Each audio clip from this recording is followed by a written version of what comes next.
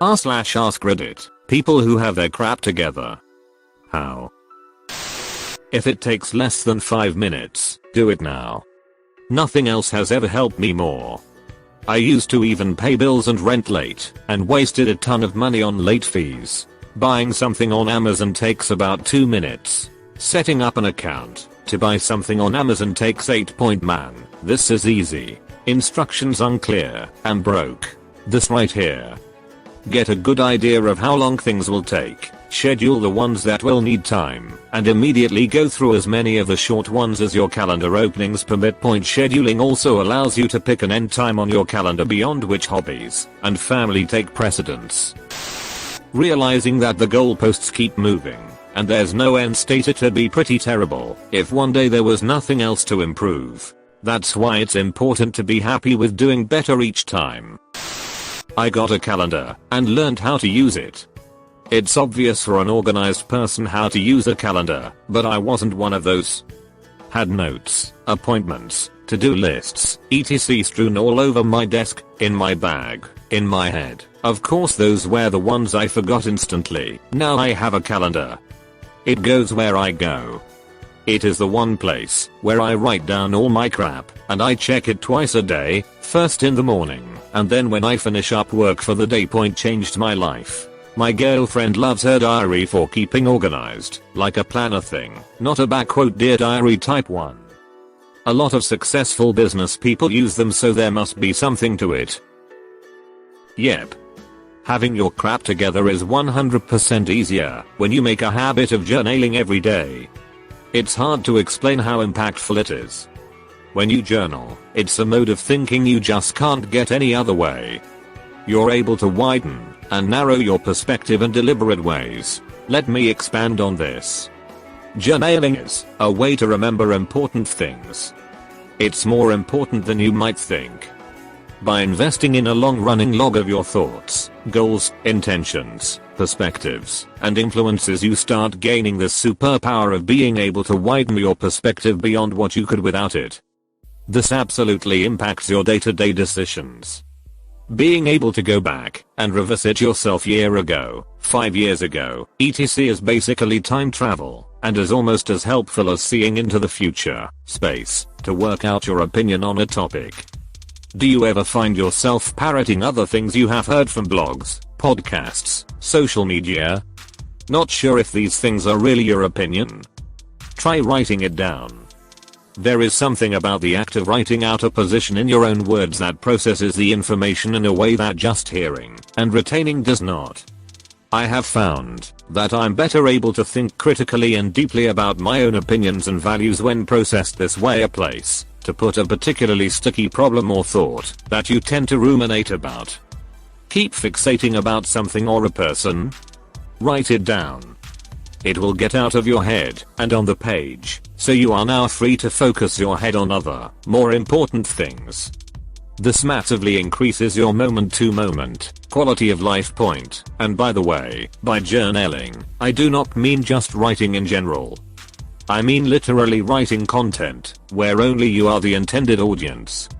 You do not get the above from posting blogs, social media, Reddit, etc. Reddit. Thanks so much for the gold. Is the effect the same if I write stuff on my phone, or is it better done by hand? I prefer writing by hand to think through difficult problems and bigger topics, but I use documents on my phone for brainstorming lists, collecting information, comparing options, business, etc.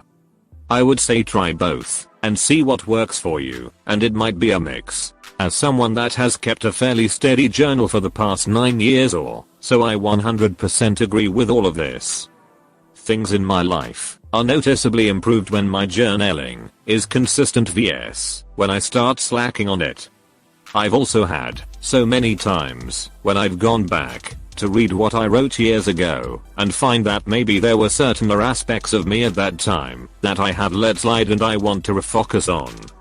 Or I'll find that a goal or dream I once had has been fulfilled through the years, and it gives me the motivation and hope to keep working on my current goals. Personally, I like to handwrite. I've considered typing, and I think I'd be able to get a ton more thoughts down on a computer. But I think handwriting forces me to only write the most important things and to really think about what I'm writing, for better or worse. And handwriting. There's science that I don't understand that correlates the effectiveness of handwriting. Alternatively, figure out an app on your phone. Then you will have it auto-update your phone, computer, laptop. All your stuff in one place. And it can yell at you when it's time to do things. This is absolutely a way where technology is improving our lives. My phone reads my appointment times and gives me a notification for 5 minutes before I should leave the house, based on traffic, to get there on time. Amazing. I figured out a bullet journal to keep all my shite in one place, and it too has changed my life. Yay, organization. I just started bullet journaling this year and I already love it. I love the habit tracker I make because it does exactly what's said above, keeps me committed to small daily tasks/routines for big changes over time, and it organizes my entire life into a totally customized book that goes with me everywhere. It makes being organized easy. How would one start? I was intrigued by all the subreddits, but the thought of spending so much time writing tasks out is stressful to me. Also, when you prepare a page for the whole month, what if by the end of the month you don't have room on that page and you've already written on the next page? It gives me horrendous anxiety to imagine that scenario. And I know it's not necessary, but seeing how artistic and creative everyone online is with this makes me feel inadequate. I keep my life together thanks solely to keeping my work Outlook calendar up to date, Google Calendars, many of which are shared with my husband. All the calendars go in my phone. If it's not on the calendar, it doesn't exist. A workday routine that doesn't change: make breakfast/lunch the night before, wake up, make coffee, shower, get dressed, work, gym, make dinner, nighttime face routine, hang husband, bed, leaving work at work. When I'm there, I'm fully there. When I'm not there, I'm 100% not there. Not having kids. Don't think about how long it's going to take to get there. Just consistently do a bunch of small steps and make the daily routine steps better than the last time you did them, even if it's just hanging a broom neatly vs just throwing it in a closet. It is at 1 degree of change until you suddenly come full circle. This is so true. I was explaining this to a friend of mine who's having some "what do I do with my life" questions and just always stalling. The small steps is so underrated. I feel like in today's world, so many people try and take a shortcut straight to an end goal, but forget the little things that create the journey. We live in an age of immediate gratification, and it's starting to take away the journey. That process is fundamental to the learning process. If you were playing a really good RPG and started at maximum LVL in the open world, you wouldn't know how to do shit. Yep, you got there quick, but have nothing to show for it. Small changes are vital in growth. I'm experiencing this as a 31-year-old that decided to learn guitar.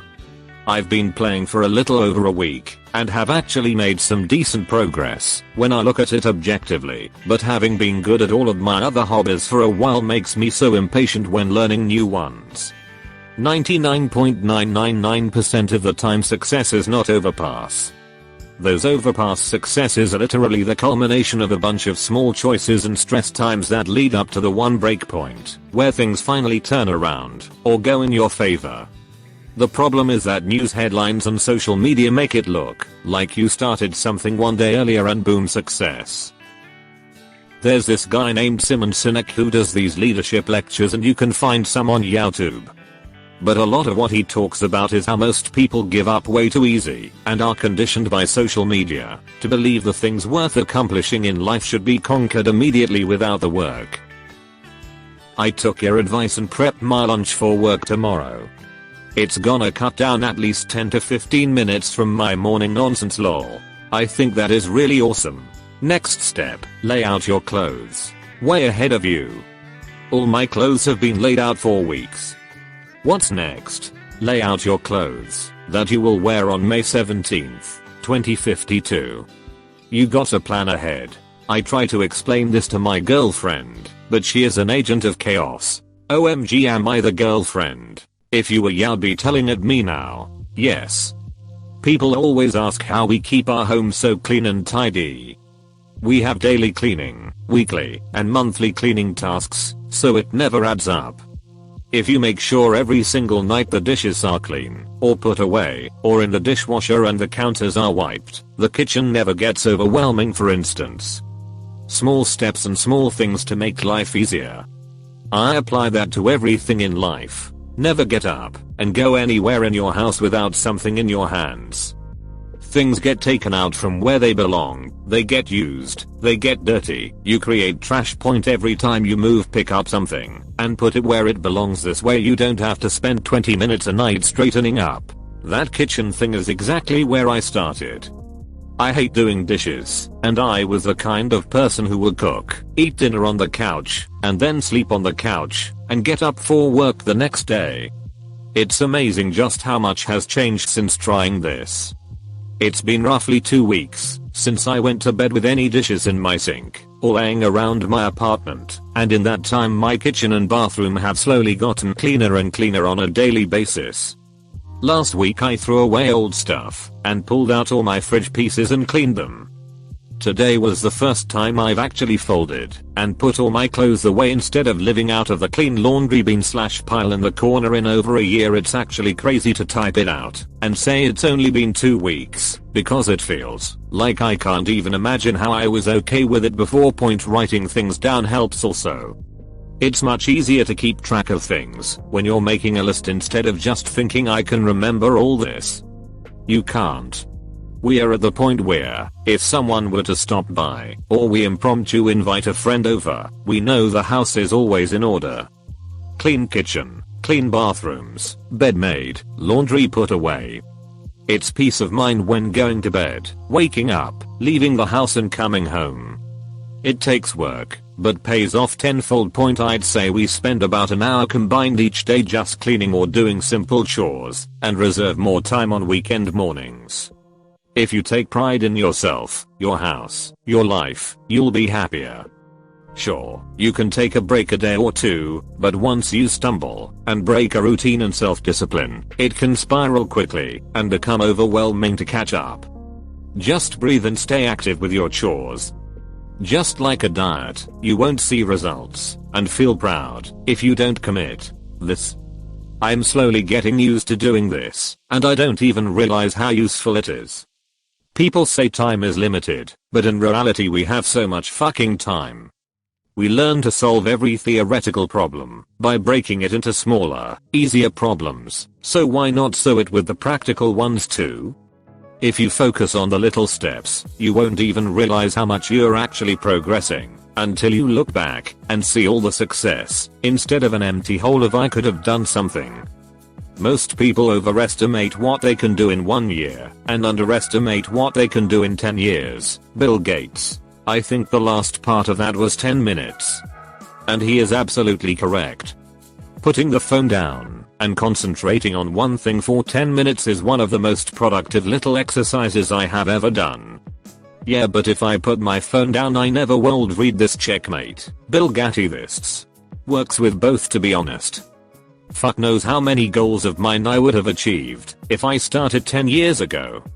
Instead I've achieved literally nothing. I keep trying, but I struggle so hard to get past the first few steps. If, let's say, a step is 10 productive minutes, I've probably gotten to the next few steps maybe 5 times in the past 5 years.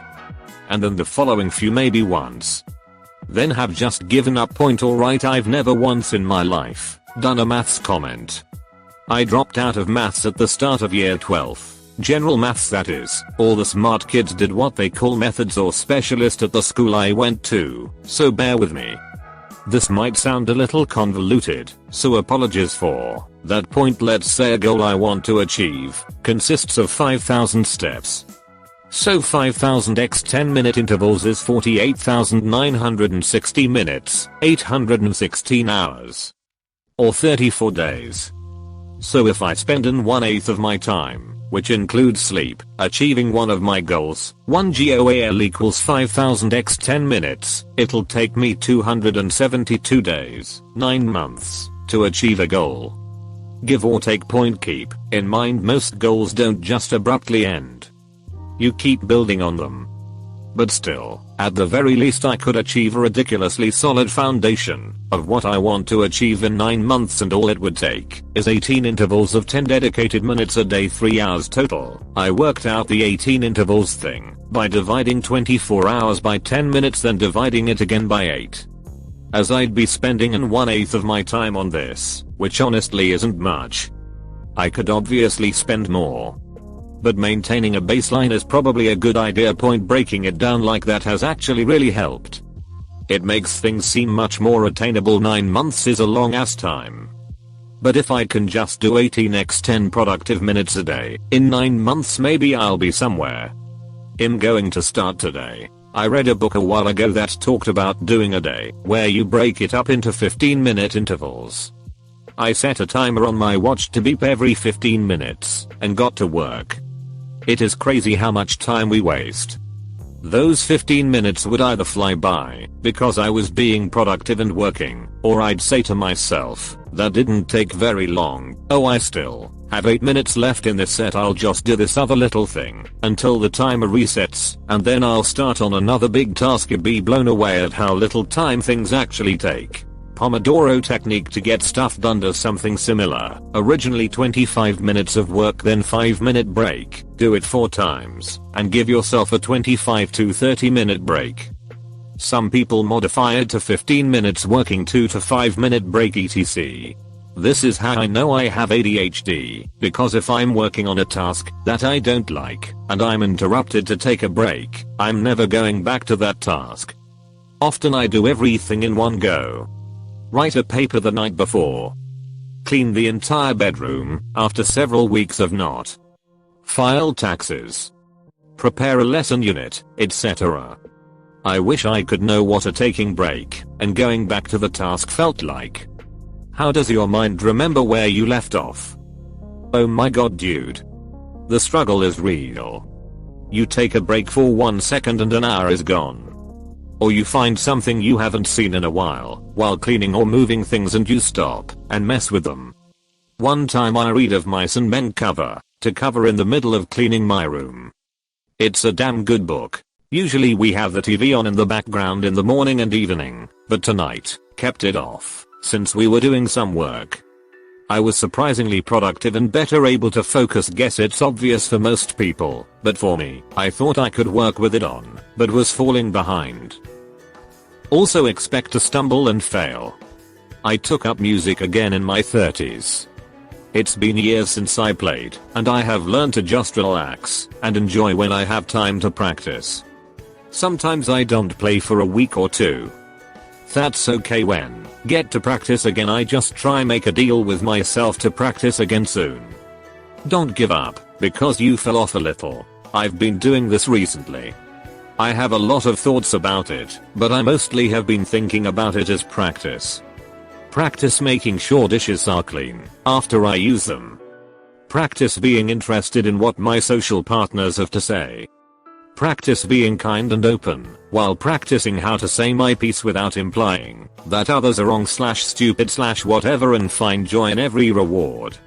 I thank my past self when I know where to find the shirt I want to wear or whatever it is I did before to make life easier later. The difficult part is I don't always know what to do.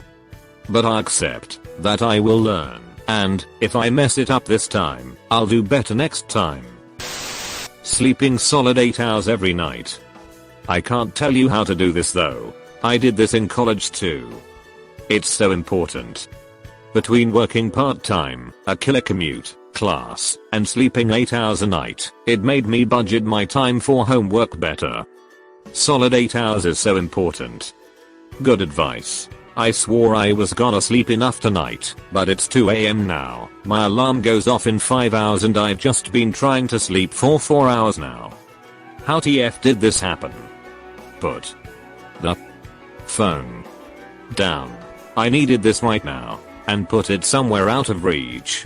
Go find a YouTube video of rainfall and fall asleep to something other than Netflix too. Changed my nights drastically. I'm out in 20 minutes, not 5 episodes. My wife and I started sleeping massively better when we left our phones outside our room. This My first 2 years of college, I would get less than 8 hours of sleep because I thought more time of studying equals to having good grades. I got A and B grade. My third year, I went back doing 8 hours of sleep, then I literally got all A's. I slept 12 hours a day and flunked out. So there are diminishing returns on this scale. I seriously don't get how people do this. Like, I work 40 hours a week, go to classes, and even when I have enough time to sleep 8 hours, I just lie there awake, unable to fall asleep. Then, if I'm lucky enough to fall asleep before midnight ticks round, I only sleep for a couple hours and almost always end up awake by 3:33 am. If it helps, I keep a diary and jot down all the things on my mind. If I'm having trouble sleeping, only takes 15 minutes. It's easier to fall asleep with a clear head.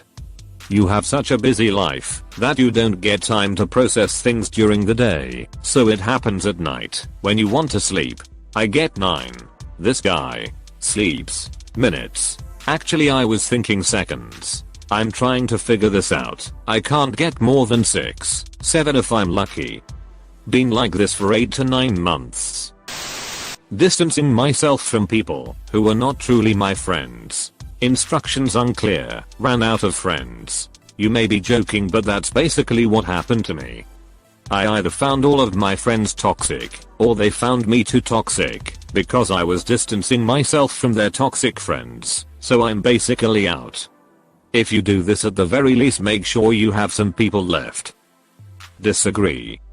Sometimes those toxic people will affect any new friends you'd otherwise make. Point, it sucks to be alone, but it makes it much better to work on finding better friends when you start from scratch, and can work on yourself in the process too. I haven't had close friends for ages because I purged the toxic ones, but I'd rather be lonely from time to time than deal with crap tier friends. This is where I'm at. I get the urge to reach out to people every now and then, but thinking back to their bullshit quelches that idea pretty quick. If you want more content, please like and subscribe to my channel. See you in the next episode of r/AskReddit. Have a great day.